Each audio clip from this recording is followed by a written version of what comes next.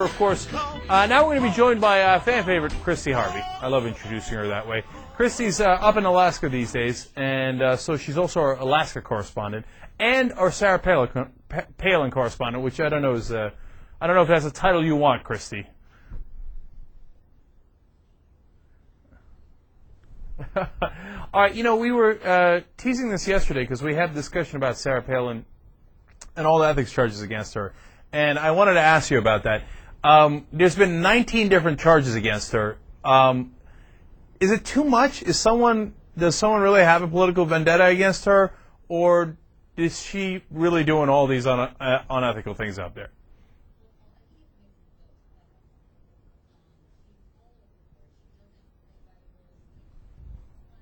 Sort of thing. But what we do know is that some of them, like Troopergate, there was a lot of actual stuff that was there. And she wasn't, like she liked to say, she was let off the hook completely. And that's not actually accurate. They did say they found some things that just wasn't criminal, but that acted unethically. And so it's going to be interesting to see what happens with this one. All right, and just the other day, actually, they came out with a report saying that she did, in fact, violate some ethical or had some ethical violations because she apparently accepted money for her legal bills that were donations. What's that about? And who do you know who said that she's violating these ethics rules? Well, this is an independent investigator that was tapped to look into this exactly. And the problem is that Alaska has this really Byzantine, complex, weird set of ethics rules. And she did not take the time, and she didn't follow her lawyer's advice in accepting this money. So that's where that came from. And there might actually be some meat on this one. So, like I said, there are some things that she's just, gone a little crazy with.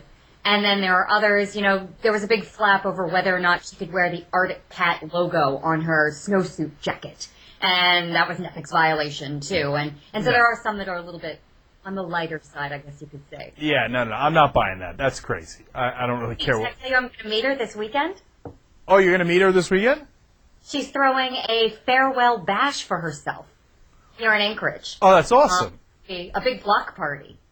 Oh, that's fantastic. Is it government money? Is it her money? Who are we drinking on? Oh, no, it's the government money. I'm actually paying for it, it turns out. It is the annual governor's ball or governor's picnic that they throw every year. And the real one is in Fairbanks on Sunday. That's where she's quitting officially. And this one's Saturday here in Anchorage. And the best part is that the Democrats in town are throwing a huge pro-health reform rally, expecting thousands of people in the same park at the exact same time. So it's going to be the Palinites on one side and the healthcare reformers on the other, and I'm going to be in the middle with a video camera. All right. Well, I look forward to that. Yeah, you got to send us some of that footage. Oh, absolutely. So what's the sense of that you get of the citizens of Alaska? How do they feel about what Sarah Palin did here? Are they still, because, she still had some decent popularity there, are they still behind her, or do they think this is a totally shaky move on her part to quit like this? Totally shaky move. Everyone's furious. Republican, Democrat, right, left, everyone's just angry.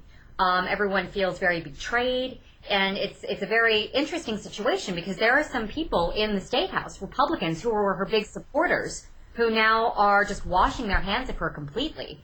And I think the ADN, the Anchorage Daily News, said it best. They had an op-ed that said Sarah Palin is saying that she's quitting for the good of Alaska, and we heartily concur. Get out. Alaska's better off when you're gone. I mean, that's a tough argument to make, by the way. You know what? The state is going to be better off without me. Who says that? That's not how to, show that you've been doing a really good job. Things will be so much better when I'm out of here. But, Christy, it looks like she's still got a decent shot at this Republican primary. There are polls nationally. Her poll numbers among Republicans don't seem that hurt. Do you have a sense of that as to whether her chances are realistic here in the Republican primaries in 2012? I know it's a long time away, but... I don't think they are. I don't think she's ever going to get the big shots she needs in the party behind her. I think that, if you talk to anyone in Washington, everybody's got a Sarah Palin story. And they usually start with, she didn't call me back, her staff was rude, her staff ignored my emails, she's not a nice person. She's really burning the bridges that she needs to build if she is going to look for a national campaign. And also, I think that a lot of her high poll numbers are name recognition, frankly. I think people know who she is. They saw the Tina Fey skits. They think she's pretty. They know who she is, and they maybe have never heard of Paul Lenti or even Romney. So I think that that's what those numbers are. But when people get serious about looking for an actual leader, it's not going to be Sarah Palin. All right, let me do two other topics with you, Christy, while I have you on here.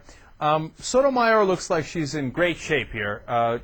Two more Republicans have come out and said they're going to vote for her. Susan Collins of Maine and actually Lindsey Graham. I know. That was a little, I don't know if it's surprising because he seemed like he was sending out smoke signals that he was going to vote for her, but he bashed her a lot during the hearings.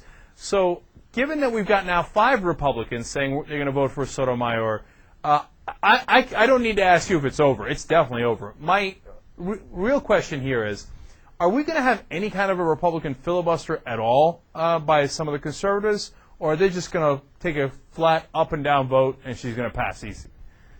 I think it's going to be flat up and down vote. I don't want to go completely on record with that because the Republicans in Congress never fail to cease me. They're always surprising me with their antics, but I think this one's done. Even, I don't know if you saw, but Alberto Gonzalez was on NPR today, and he said she's qualified, she should be passed. If you go by the answers to her questions in front of the Judiciary Committee, she's qualified. So when you even have Gonzo behind you and Lindsey Graham, who did a lot of grandstanding, and I think he was appealing to his base, but then when the cameras weren't focused directly on him, he was like, I'm going to vote for her. So I think we're going to see a lot of that. All right. Okay. So Sotomayor looks to be in great shape. So that's a positive.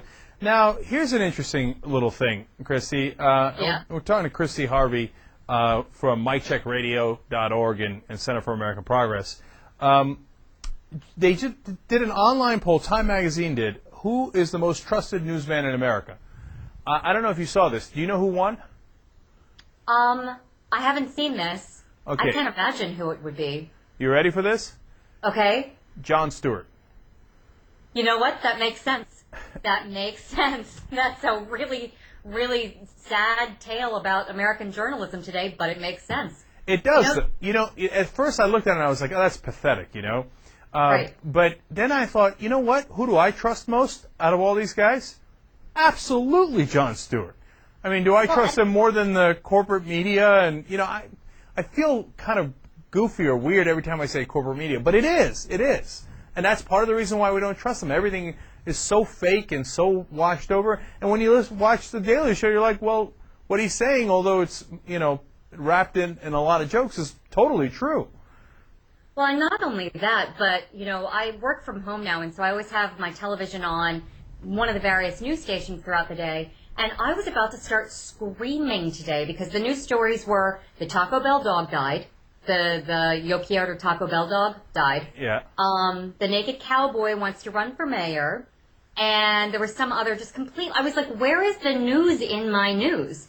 And I actually thought to myself, I can't wait for The Daily Show tonight because maybe they'll actually cover some stories. And I'll know what's going on with healthcare and with some things that are actually happening in the world. All right, let me give you one more facet of that poll. Brian Williams came in second with 29%. Like I said, Stewart had 44% of the vote. Then Gibson had 19%, and Katie Couric only 7%. Yeah. What do you think about that, Christy? Go ahead. I don't think people have ever really warmed up to her. I hate to say it's a sexist thing, that people don't trust a woman in that role. That might have something to do with it. But I think she built her career on being chipper and sunny and lovely and perky, and people still attribute that to her, and they don't want hard news and facts about things like the Iraq War coming out of her mouth. So I just think that people have had a really hard time taking her seriously in that role. Yeah, I feel like it's a little unfair to her, actually, because I don't see her really as any worse than any of the other guys. And that 7% is awfully low. And so it made me wonder if there's a little bit of sexism that goes into that. Yeah, I think there. I mean, I think there is. There has never been, a female anchor that has gotten a lot of support or a lot of trust. I mean, you can't count Oprah, but she doesn't do the news, and I think that there might be a little bit of an if a girl's talking about it, blah blah blah. I bet it's about shoes and makeup. But I also, like I said, I think most of it is that she was so well defined as a certain persona before taking over from Dan Rather that she has not been able to wash off that former view of herself in order to take on the more serious and subdued cloak of a Dan Rather or a Walter Cronkite. All right, Christy Harvey, our Alaska/Sarah Palin/everything else correspondent. Thanks for joining us, Christy. We appreciate it. The everything girl. Great to talk to you, Cenk. It's been too long. I'll see you soon. Yep, absolutely. We'll be right back. Young Turks.